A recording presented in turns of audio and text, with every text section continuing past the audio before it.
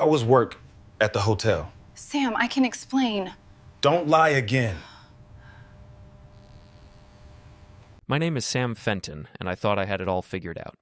41 years old, steady job as an IT manager at Henderson Corp., nice house in Maple Grove, and a wife who still turned heads when we walked into restaurants. Marta was everything I thought I wanted. Creative director at a boutique design agency, always perfectly put together, always knowing exactly what to say at dinner parties. That should have been my first warning sign. "Sam, you're staring at your laptop again," Marta said, gliding into our kitchen Tuesday morning like she owned the world. Her auburn hair caught the morning light streaming through our bay window, and she moved with that practiced grace that had first caught my attention 7 years ago at Greg's barbecue. "Just checking the servers," I replied, not looking up from the screen. "Morrison's been having issues with the backup system again." She poured herself coffee from our expensive machine, her choice, not mine, and leaned against the granite counter. "You know what your problem is, Sam? You care more about those computers than you do about living." I finally looked at her. Really looked. When had she started wearing makeup to drink morning coffee? When had her smiles become so perfectly timed, like she was performing for an invisible audience? "Maybe," I said, "but those computers pay for this house." She laughed, but it sounded hollow. "Always so practical. That's why I married you, I suppose." The way she said it made something twist in my stomach. Not because it was cruel. Marta was never deliberately cruel. It was worse than that. It was dismissive, like I was a reliable appliance she'd purchased and now took for granted. "I'll be late tonight," she continued, checking her reflection in the chrome surface of the refrigerator. "Ashley and I are going shopping, then dinner. Girls' night, you know how it is." I knew how it was, all right. Ashley Morrison, her best friend since college, had been Marta's excuse for everything lately. Late nights, weekend trips, mysterious phone calls that ended abruptly when I walked into the room. "Tell Ashley I said hi," I said, turning back to my laptop. "Of course, honey." She kissed the top of my head, a gesture so automatic it felt rehearsed, and I heard her heels clicking across our hardwood floor, then the garage door opening and closing. That's when I noticed she'd left her phone on the counter. Before we dive deeper into this story, I have one small request. Please subscribe, drop a like, comment, and hit that hype button to boost this channel so more people can discover these incredible Reddit stories. I stared at it for a long moment. The rational part of my brain, the part that had kept me employed and functional for 4 decades, told me to leave it alone. Marriages required trust. Snooping was the first step toward becoming one of those paranoid husbands who drove their wives away with suspicion and jealousy. But there was another part of my brain, a quieter voice that had been growing louder over the past few months. This voice noticed things, like how Marta had started working out again after years of complaining about not having time, how she'd bought new underwear, expensive stuff I'd never seen her wear, how she'd become suddenly interested in her appearance again, spending money on clothes and salon visits with a frequency that made our credit card statements look like shopping catalogs. The phone buzzed, a text message. I shouldn't have looked, I know that now, but I did. "Can't wait to see you today. Same place as last week? C." My hands went numb. I set the phone down carefully, like it might explode. C. Who was C? I picked up the phone again. The message was still there, glowing on the screen like evidence of a crime I hadn't yet admitted was being committed. My thumb hovered over the message thread. One tap, and I'd know everything. One tap, and my marriage would either be confirmed as solid or revealed as the elaborate performance I was beginning to suspect it had become. I tapped. The conversation went back weeks. Dozens of messages. My wife and someone named Colin, planning meetings, sharing inside jokes, using the kind of intimate shorthand that develops between people who spend a lot of time together. Sam almost caught me yesterday. Had to pretend I was talking to Ashley. "We need to be more careful.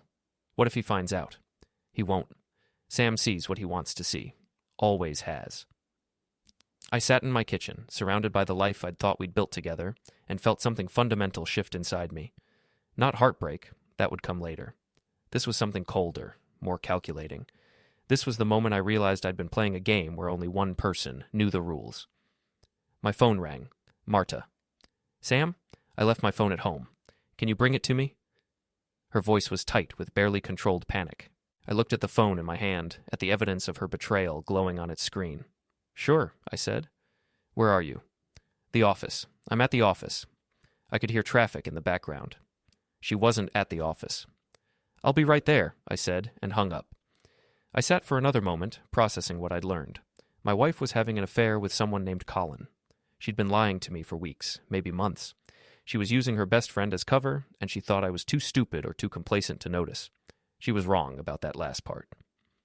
I turned off her phone, slipped it into my pocket, and started planning. I didn't go to Marta's office. Instead, I drove to Henderson Corp and sat in my cubicle, staring at code that might as well have been hieroglyphics. My brain was running calculations, but not the kind that involve servers and backup systems. For the first time in months, maybe years, I felt completely awake. "You look like someone stole your lunch money," Greg Morrison said, appearing at my desk with 2 cups of coffee. Greg was my oldest friend, a security consultant who'd helped me land my job at Henderson. He was also Ashley's husband, which suddenly made our friendship a lot more complicated. "Just thinking," I said, accepting the coffee. "Dangerous habit. What's eating you?" I studied Greg's face. He was a good guy. Straightforward, loyal, the kind of person who'd help you move furniture without asking why. But his wife was Marta's alibi, which meant either he was in on the deception or he was as clueless as I'd been 20 minutes ago. "How are things with Ashley?" I asked. Greg shrugged. "Same as always. She's been spending a lot of time with Marta lately. Shopping, dinner. You know how women are with their friend time." He wasn't in on it. The realization hit me like a physical blow. Greg was being used too, his trust in his wife providing cover for my wife's betrayal. "Yeah," I said. "I know exactly how they are." My computer chimed with an email. Morrison, my boss, wanted to see me about the server issues. I told Greg I'd catch up with him later and walked to Morrison's office, my mind still processing what I'd learned. "Sam, good," Morrison said, looking up from his monitor. "We've got a situation with the backup system. I need you to work late tonight, maybe all night if necessary. Can you handle that?" "Perfect." "Absolutely." "Great. I'll authorize overtime. Just get it fixed." I spent the rest of the day pretending to work while actually researching. Colin Drake, real estate investor, married to Jessica Drake, lived in the upscale Riverside district. His social media profiles painted him as exactly the kind of man my wife would find exciting, successful, confident, the type who posted photos of expensive dinners and weekend trips to wine country. Everything I wasn't. At 6 p.m., I texted Marta. "Working late. Don't wait up." Her response came immediately. "Okay, honey. Ashley and I are having dinner at that new place downtown. Love you." I almost laughed. She was getting sloppy, probably panicked about her missing phone. Time to test just how sloppy. I drove to the new restaurant downtown, Marcello's, the kind of trendy Italian place that charged $30 for pasta. I parked across the street and waited. 7 o'clock came and went. No Marta, no Ashley. At 7:30, I saw Ashley's car pull into the parking lot. She went inside alone, got a table, and spent the next hour eating dinner by herself while checking her phone constantly. So that's how it worked. Ashley provided the alibi by being where she said she'd be, while Marta was somewhere else entirely, probably with Colin Drake in his expensive house in Riverside, laughing about how easy it was to fool her stupid husband. I drove home and started making lists. By the time Marta got home at 11 p.m., I had a plan.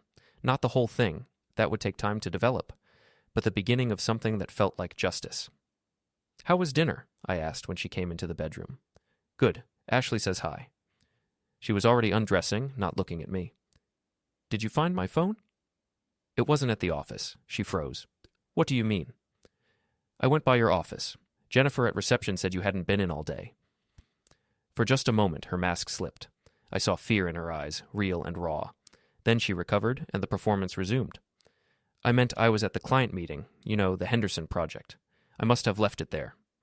"Right, the Henderson project." She disappeared into the bathroom, and I heard the shower running. While she was washing off whatever evidence the evening had left on her skin, I used my laptop to do more research. Jessica Drake, Colin's wife, 38, worked part-time at an art gallery, no children. Her social media showed a woman who smiled for the camera but never looked genuinely happy. In every photo with Colin, she seemed to be performing the role of satisfied wife, just like Marta had been performing for me. I found Jessica's work email on the gallery website and composed a message. "Mrs. Drake, my name is Sam Fenton.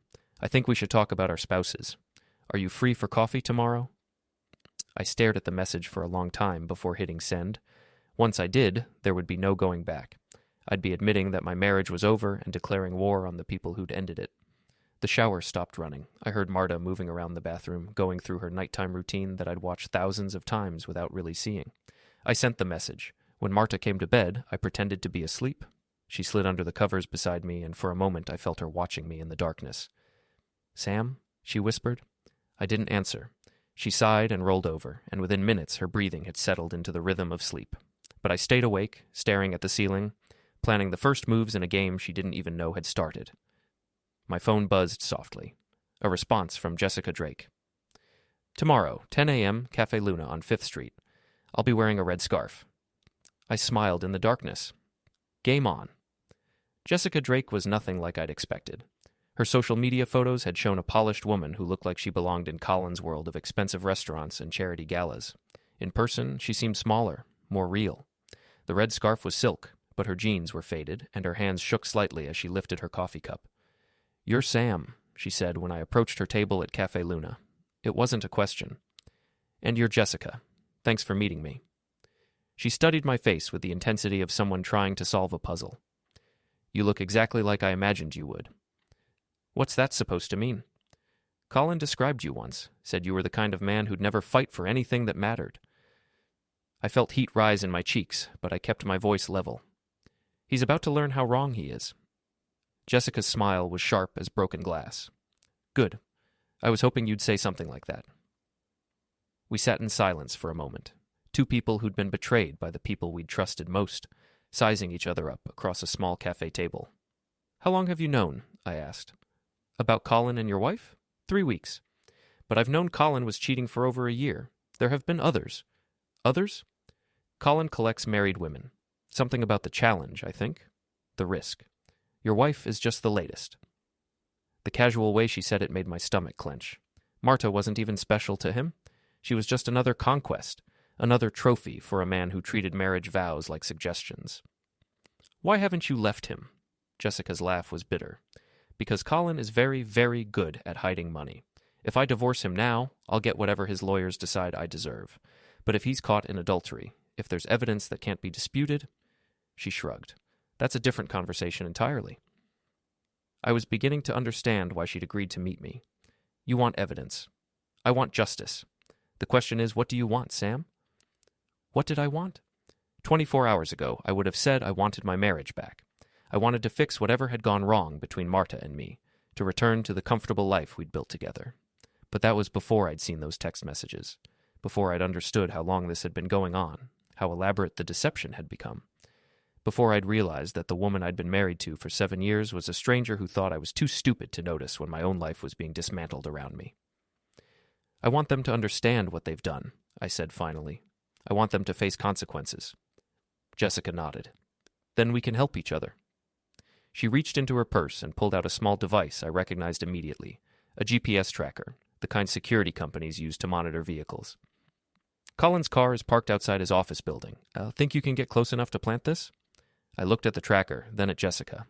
She was offering me a choice. I could take the device and become an active participant in whatever revenge she was planning, or I could walk away and pretend this conversation had never happened. "What's your plan?" I asked.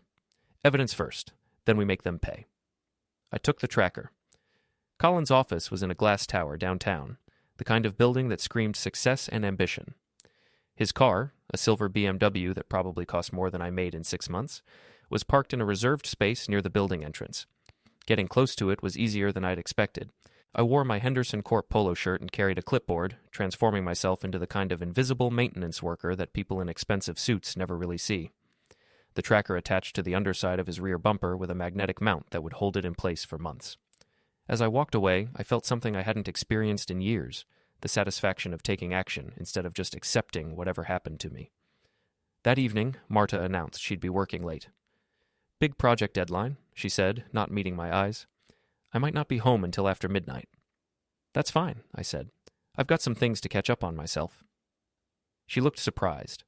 Usually I'd ask questions about her work, show interest in her projects, but I was done pretending to care about her elaborate lies. At 8 p.m., I was parked outside Colin's house in Riverside, watching the GPS tracker's location on my phone. The BMW was in his driveway. At 8:15, a familiar car pulled up behind it. Marta's Honda Civic looked out of place in the upscale neighborhood, like a reminder of the ordinary life she was trying to escape. I watched her get out of her car, smooth her dress, and walk to Colin's front door like she belonged there. The door opened before she could knock. Colin Drake was taller than his photos suggested, with the kind of casual confidence that comes from never having to worry about money. He pulled Marta into his arms right there on the doorstep, kissing her like they were starring in a movie about passionate love affairs. I took photos with my phone's camera, making sure to capture their faces clearly.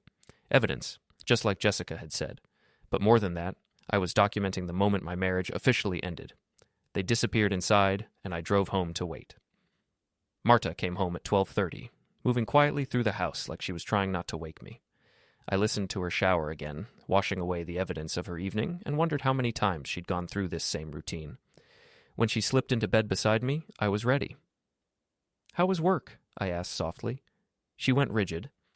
"I thought you were asleep." "Just drifting off? Long day at the office?"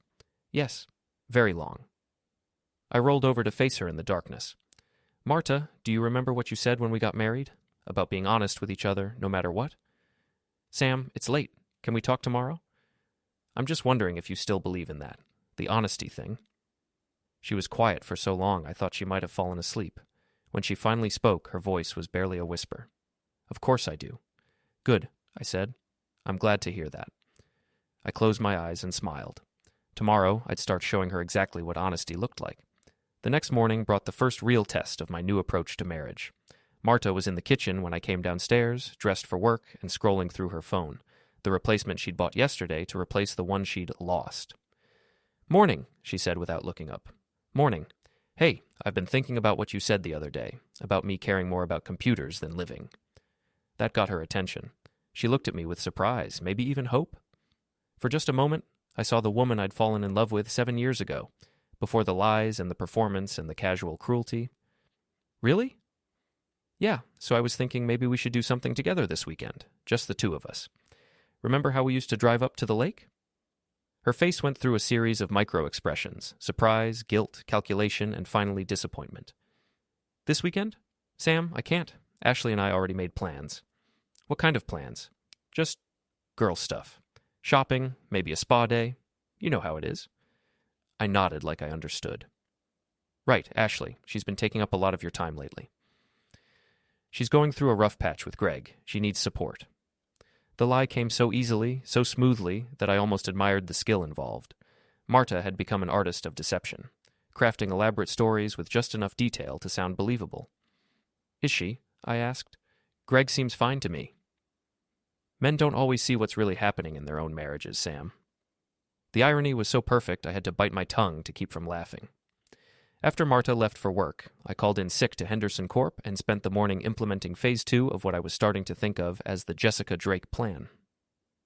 Colin's office building had public Wi-Fi in the lobby, which made my job easier. I sat in a corner chair with my laptop, looking like any other freelancer trying to get work done, and accessed the GPS tracker's data. Colin's BMW had left his house at 9:15 and gone straight to a hotel on the east side of town. The Riverside Inn, the kind of place that rented rooms by the hour and didn't ask questions about why married people were checking in together at 10 a.m. on a Wednesday. I drove to the hotel and waited in the parking lot. At 11:30, Colin's BMW pulled in. At 11:45, Marta's Honda arrived. They met in the parking lot like they'd done this dozens of times before. Colin was wearing jeans and a polo shirt, dressed down from his usual business attire. Marta had changed clothes since leaving our house. Gone was the conservative blouse and slacks she'd worn to work, replaced by a dress I'd never seen before. They walked into the hotel together, Colin's hand on the small of Marta's back in a gesture of casual ownership that made my jaw clench. I took more photos, then drove to Jessica's gallery. The Meridian Gallery was the kind of place that sold paintings for more money than most people made in a year. Jessica was behind the counter when I walked in, talking to a customer about a sculpture that looked like twisted metal to me but apparently represented the intersection of urban decay and natural beauty. After the customer left, Jessica locked the front door and flipped the sign to closed. "Well?" she asked. I showed her the photos on my phone. She studied each one carefully, her expression never changing. "The Riverside Inn," she said finally. "Colin has a favorite room there. He thinks I don't know about it." "What now?" "Now we start making their lives complicated." She pulled out her own phone and started typing. Colin's biggest client is the Morrison Development Group. They're building a new shopping center, and Colin's handling the commercial leases. It's a very conservative company, family values, and all that. So? So they might be interested to know that their lead agent is conducting business meetings at hourly rate motels. I watched her send the email, attaching the photos I'd taken. Will that work? It's a start. What about your wife? Where's she vulnerable? I thought about Marta's job at the design agency, her carefully cultivated professional reputation, her network of clients who trusted her to represent their brands. She's got a presentation tomorrow, I said. Big client, potential contract worth 6 figures. She's been preparing for weeks. Interesting. What kind of presentation? Marketing campaign for Henderson Corp's new product line. She's been working late every night, supposedly. Jessica smiled, and I realized why Colin had been attracted to her before he'd started taking her for granted. When she smiled like that, she looked dangerous. I think your wife is about to have a very bad day at work. That evening, Marta came home early for the first time in weeks. She found me in the living room, reading a book and acting like everything was normal. You're home, I said, looking up with surprise. Meeting got canceled. She seemed agitated, pacing around the room instead of settling into her usual spot on the couch. Everything okay? Fine, just work stress. Her phone buzzed with a text message. She glanced at it, and her face went pale. I need to make a phone call, she said, heading toward the stairs. Sure, I'll start dinner. I waited until I heard her bedroom door close, then crept up the stairs and listened outside our room. Colin, we have a problem, she was saying. Someone sent photos to Morrison Development. Photos of us at the hotel. I couldn't hear his response, but Marta's side of the conversation told me everything I needed to know. How could someone know about the hotel? We were careful. What do you mean, your wife? Jessica knows? No, Sam doesn't suspect anything. He's completely clueless. We need to be more careful. Maybe we should stop seeing each other for a while. I smiled and headed back downstairs. Let them panic. Let them wonder who was watching them, how much evidence existed, what would happen next. The game was just getting started. Thursday morning brought chaos in ways I hadn't expected. Marta's phone started ringing at 6 a.m., jolting us both awake. Hello? She answered, her voice thick with sleep. I couldn't hear the other side of the conversation, but I watched Marta's face cycle through confusion, alarm, and finally panic. What do you mean, inappropriate conduct? I don't understand. Yes, I'll be there in an hour. She hung up and stared at the phone like it had betrayed her. Problem? I asked, trying to sound concerned rather than satisfied. My boss wants to see me. Someone sent anonymous emails to all our major clients, including Henderson Corp. Claims about my professional conduct. I sat up in bed, playing the role of supportive husband. What kind of claims? I don't know. She wouldn't say over the phone. Marta was already getting dressed, moving with the frantic energy of someone whose carefully constructed world was starting to collapse. Sam, what if someone's trying to sabotage me? What if they're making up lies about me? The genuine fear in her voice almost made me feel guilty. Almost. I'm sure it's just a misunderstanding, I said. You're the most professional person I know. She looked at me with something that might have been gratitude, and for a moment I remembered why I'd fallen in love with her. Before the lies, before Colin Drake, before I'd learned that the woman I'd married was capable of elaborate deception. You're right, she said, kissing my forehead. It'll be fine. It has to be. After she left, I called Henderson Corp and spoke to Morrison. Sam, glad you called, he said. We need to talk about the design agency contract. There have been some developments. What kind of developments? The kind that make corporate legal very nervous. Can you come in early today? I arrived at Henderson Corp to find the building buzzing with gossip. Apparently, the anonymous emails hadn't just gone to our company. They'd been sent to every major business in town, complete with photos and documentation of Marta's affair with Colin Drake. Jessica had been thorough. Sam? Morrison called me into his office and closed the door. I'm going to ask you a direct question, and I need a direct answer. Did you know about your wife's relationship with Colin Drake? I looked him in the eye and told the truth. I found out this week. Jesus. Sam, I'm sorry. This whole situation is a nightmare. What happens now? We terminate the contract with the design agency, obviously. We can't work with someone who's been conducting personal business on company time, but there's something else. He pulled out a folder and handed it to me. Inside were printouts of emails between Marta and Colin, discussing their relationship and making jokes about their respective spouses.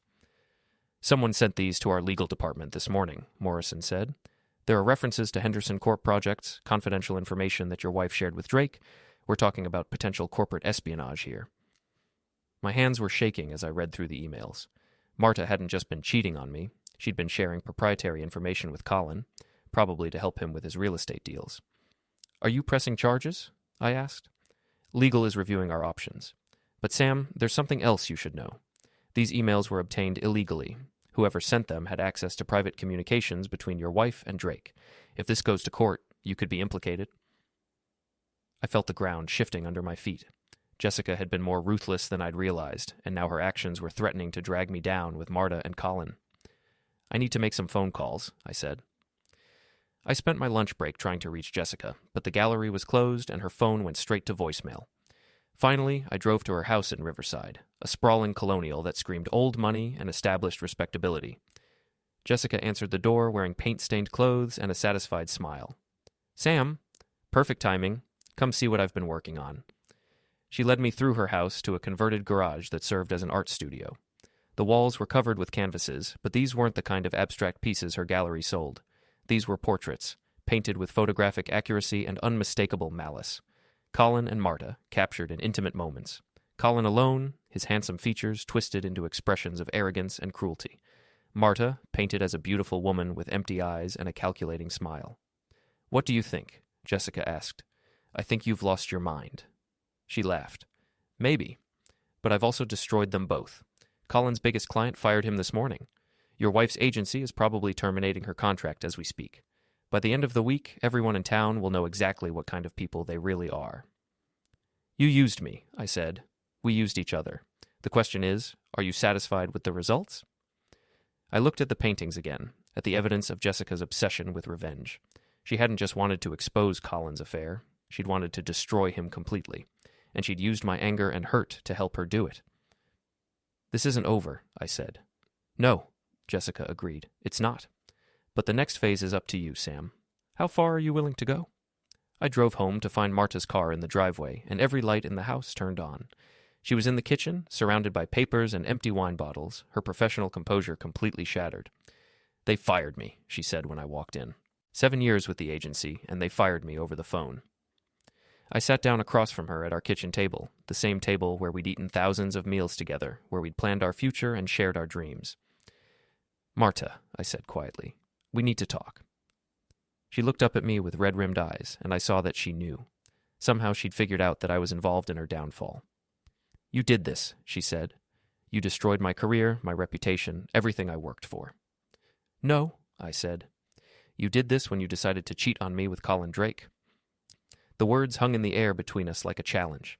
After months of lies and deception, we were finally being honest with each other. "How long have you known?" she asked. "Long enough." She started crying then, not the pretty tears of a woman who knew how to cry attractively, but the ugly, desperate sobs of someone whose carefully constructed life had just collapsed. "Sam, I'm sorry. I never meant for this to happen. Colin, he just made me feel alive again. Like I was worth something. And I didn't? You made me feel safe, comfortable, but not alive."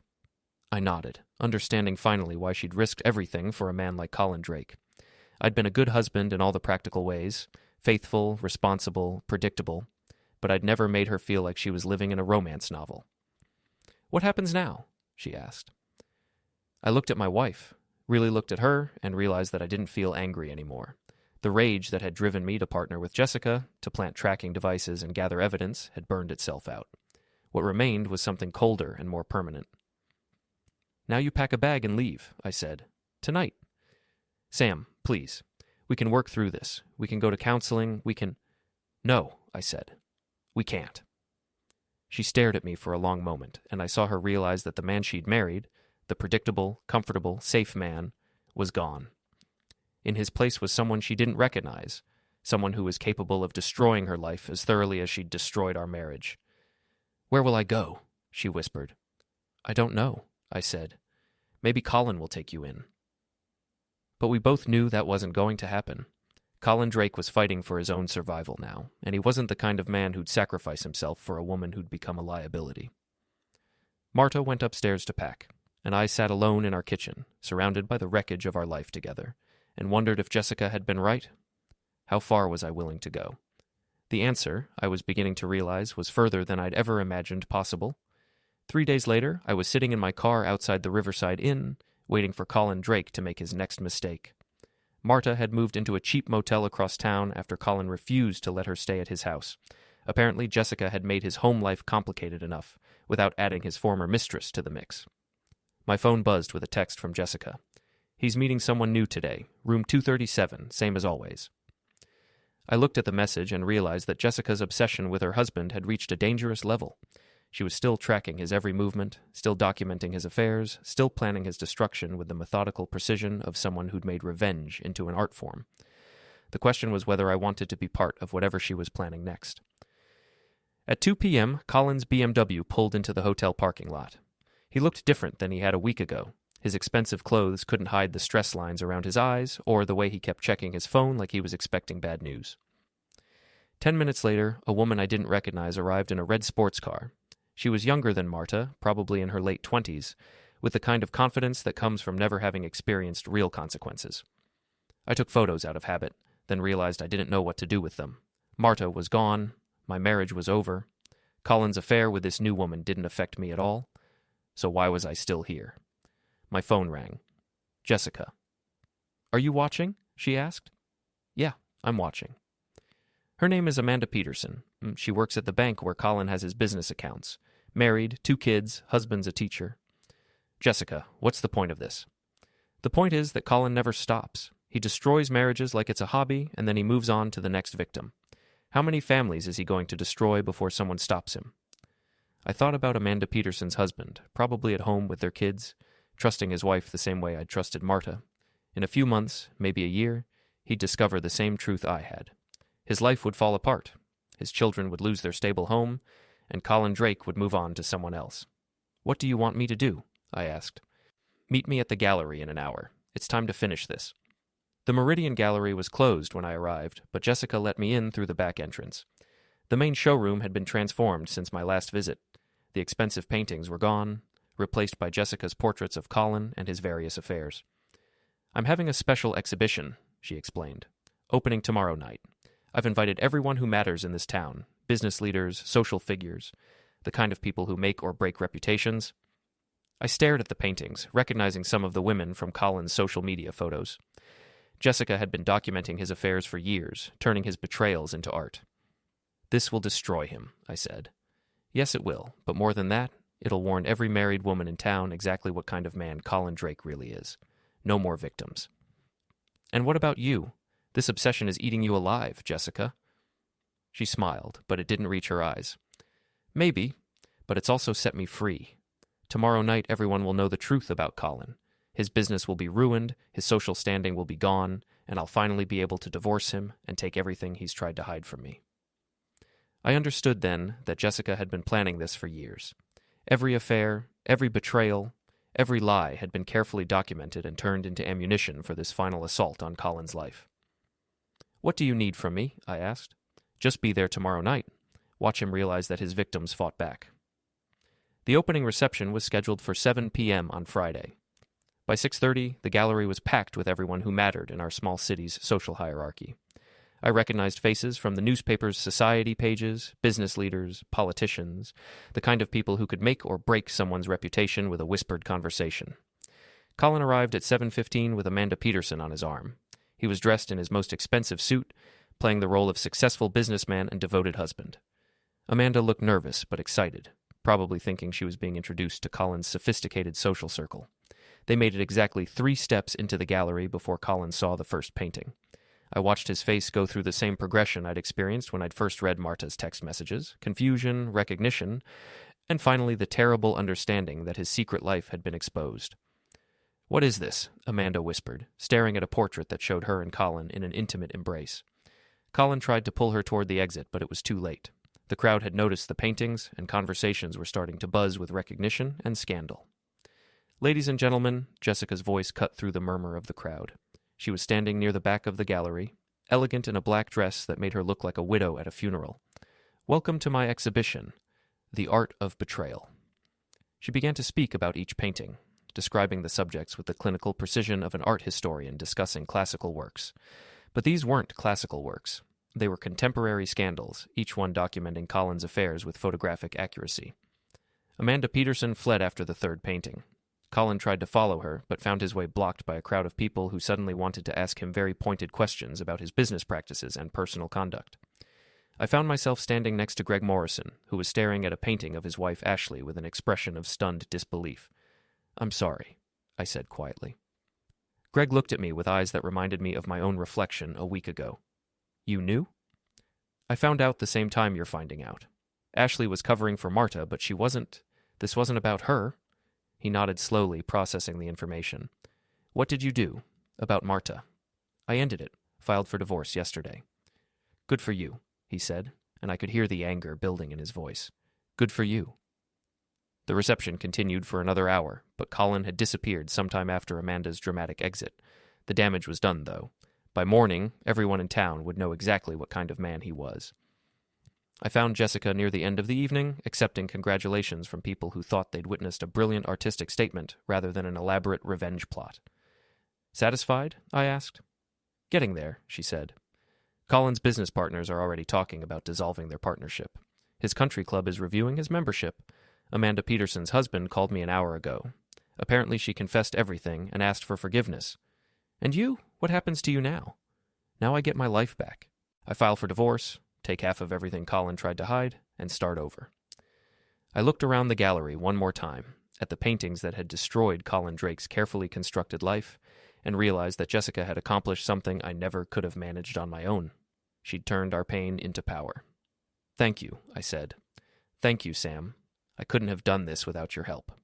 I drove home to my empty house, to the life I was still learning how to live without Marta's presence, but for the first time in months, I felt like I could breathe again.